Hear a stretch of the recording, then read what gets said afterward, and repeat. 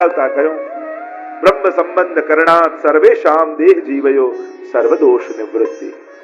પણ જો આ બ્રહ્મ સંબંધ જીવ લેશે, સ્વયં ભગવદ આજ્ઞા થઈ બ્રહ્મ સંબંધ મંત્ર આપીને ઠાકોરજીએ કહ્યું કે આ મંત્ર હે વલ્લભ આપને આપું છું. મહાપ્રભુજી કહે પણ જીવ તો અનેક દોષોથી ભરેલો છે. મહાપ્રભુજી કહે, ઠાકોરજી મહાપ્રભુજીને કહે કે આ બ્રહ્મ સંબંધ લેશે તો એના સર્વ દોષોમાંથી એ નિવૃત્ત થઈ જશે, એ વિશુદ્ધ થઈ જશે. દેહ જીવયો, કારણ કે દેહ અને જીવના દોષા પંચવિધા સ્મૃતા, આ 5 પ્રકારના દોષો એને લાગેલા છે. દેહને 5 પ્રકારના દોષો અને જીવને પણ 5 પ્રકારના દોષો. એમ જોવા જાઓ તો કુલ 10 પ્રકારના દોષો થયા. સર્વ દોષ નિવૃત્તિ હિ દોષા પંચવિધા સ્મૃતા, સર્વ દોષો જતા રહે એટલે જીવ નિર્દોષ થઈ જાય. અને આપણે તો વાર્તા સાહિત્યનું પ્રમાણ આપે છે કે પેલો એક વૈષ્ણવ હતો અને આપણે ત્યાં માનીએ કે બ્રહ્મ સંબંધ લેવાથી નવો જન્મ થાય છે. એટલે જેમ જન્મ દિવસે ઉજવો ને એ રીતે તમારે બ્રહ્મ સંબંધ દિવસ પણ ઉજવવો જોઈએ, કારણ કે તમારો વૈષ્ણવ તરીકેનો જન્મ ત્યારે થયો છે તમારો. આપણે તેને નવો જન્મ માનીએ છીએ બ્રહ્મ સંબંધને. અને વાર્તા સાહિત્યમાં આવે કે પેલો દુકાન પાસે ગયો ને કે એને પોટલી આપી ધનની એક વૈષ્ણવે સાચવવા માટે, અને પેલા શેઠજીએ બ્રહ્મ સંબંધ લીધું ને કોઈએ કીધું કે તમે તો બ્રહ્મ સંબંધ લીધું, તમારો નવો જન્મ કહેવાય. પેલાને થયું કે લાવો પરીક્ષા તો કરી જોઉં, નવો જન્મ ક્યાંથી કહેવાય. એટલે જે ધન મૂકી ગયો હતો એ ફરી ધન લેવા આવ્યો કે શેઠજી હું તમને ધિરાણ કરી ગયો હતો, મારું ધન પાછું આપો. શેઠજીએ કહ્યું કે આ જન્મમાં તે મને ધન આપ્યું નથી. પેલો ક્યારે હું આપને આપી ગયો ને આવું ખોટું બોલો છો, અને બ્રહ્મ સંબંધ લીધું ને હવે ખોટું બોલો છો, આવું કેમ? પેલાને પરીક્ષા કરવી છે કે નવો જન્મ કહેવાય કે નહીં. રાજાને જઈને પેલા ફરિયાદ કરી કે હું આને ધન આપી ગયો અને ના પાડે છે. રાજાએ બોલાવ્યા ને કહ્યું કે આ અંગારા છે, જો આ જન્મમાં તમે ધન લીધું હોય તો હાથમાં અંગારા ઉપાડો અને કહી દો કે આ જન્મમાં તમે ધન નથી લીધું, અને જો સાચું બોલતા હશો તો અંગારા તમારું કાંઈ નહીં કરે, અને ખોટું બોલશો તો બળીને ખાખ થઈ જશે. હાથમાં અંગારા લઈને કહે કે આ જન્મમાં જો મેં ધન લીધું હોય તો મારો હાથ બળી જાય. અને અંગારા શીતલ ફૂલ બની ગયા અને પેલાને ચક્કર ચડી ગયા કે અરે હું ધન આપીને આવ્યો અને આને અગ્નિ બાળતી નથી.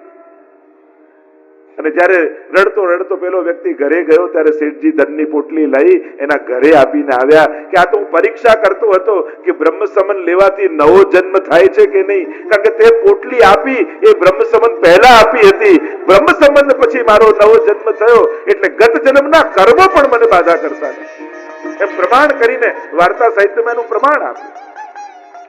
અનેકવિધ એવા તો પ્રમાણો વાર્તા સાહિત્યમાં મળે છે કે બ્રહ્મ સંબંધ કરવાથી પ્રભુ જીવનો ત્યાગ કરતા નથી, સર્વ દોષોમાંથી નિવૃત્ત થાય છે. અને આમ સર્વ દોષોમાંથી નિવૃત્ત થઈ એટલે કે પ્રભુ એ જીવના દોષો સામે જોશે નહીં. નિવૃત્ત થશે એટલે તમે પણ એમ પ્રશ્ન કરો કે જે આપ કહો છો તો ખરા, પણ બ્રહ્મ સંબંધ લીધું છતાં હજી ગુસ્સો તો ઓછો થતો જ નથી, હજી લોભ જતો જ નથી, ઈર્ષા જતી જ નથી, ક્રોધ આ બધું જતું જ નથી, તો કઈ રીતે નિવૃત્ત થયા? કે ભગવાનની કૃપાને આડે તમારો સ્વભાવ નહીં આવે. તમારા દોષો તમને દેખાશે પણ ઠાકોરજી તમને જોશે ત્યારે ઠાકોરજીને તમારા દોષો નહીં દેખાય. આ બ્રહ્મ સંબંધ સર્વ દોષ નિવૃત્તિ એટલે કે સેવાને આડે નહીં. પેલા એમ કહેતા આ ક્રોધી છે આને ભગવાન ન મળે, આ લોભી છે આને ભગવાન ન મળે. પણ આપણે કે બ્રહ્મ સંબંધ લઈને શરણાગત થયો ને તો ગીતાજી ને ભાગવતજી પ્રમાણ આપે છે કે શરણે આવ્યો છે તો અપિચેત સુદુરાચારો ભજતે મામ અનન્ય ભાગ સાધુ રેવ સમંતવ્ય સમ્યક વ્યવસિતો હિ સા. એને સાધુ જાણવું, ભલે પાપી હોય તો બી. એટલે કે ભલે ક્રોધી છે પણ ભગવાન એની સેવાનો ચોક્કસ સ્વીકાર કરશે.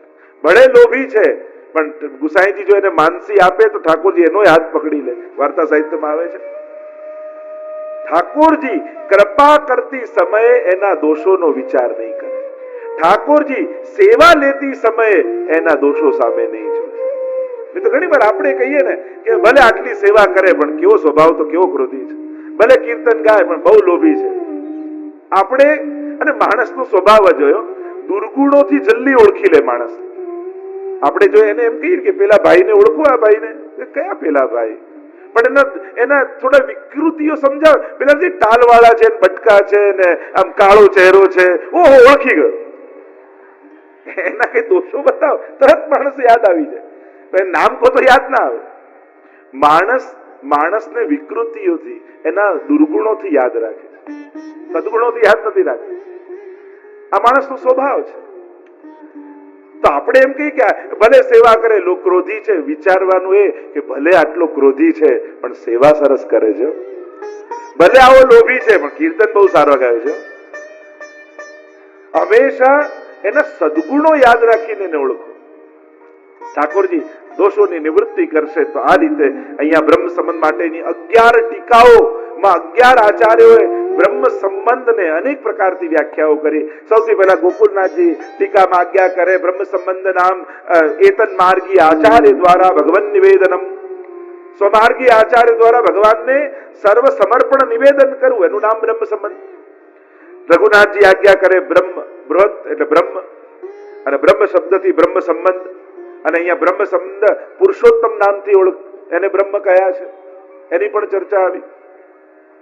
આગળ આચાર્યો ઘણા, એટલે બધા તો વિસ્તાર કદાચ બધી ટીકાઓનો નહીં કરી શકું, પણ ક્યાંક બ્રહ્મ સાથે સંબંધ બ્રહ્મ સંબંધમાં થાય છે અને પછી સેવા કરતા કરતા પુરુષોત્તમ સાથે સંબંધ થાય છે. રઘુનાથજી તો કહું બ્રહ્મ એટલે પ્રભુ છે, પણ વેદમાં બ્રહ્મ એટલે અક્ષર બ્રહ્મ પણ આવે, પરબ્રહ્મ પણ આવે. બ્રહ્મ શબ્દ બોલતા વ્યાપકતાનો આપણને વિચાર આવે છે. કોઈ પણ હવેલીમાં તમે એમ બોર્ડ વાંચ્યું, અહીંયા બ્રહ્મ બિરાજે છે, હમણાં બ્રહ્મના મંગળા ખુલ્યા છે, હમણાં બ્રહ્મના શૃંગાર થઈ રહ્યા છે, બ્રહ્મના શયન થઈ રહ્યા છે. કથા પૂરી થાય એટલે બ્રહ્મના દર્શન કરવા હું દોડું, તમે એમ કહો છો?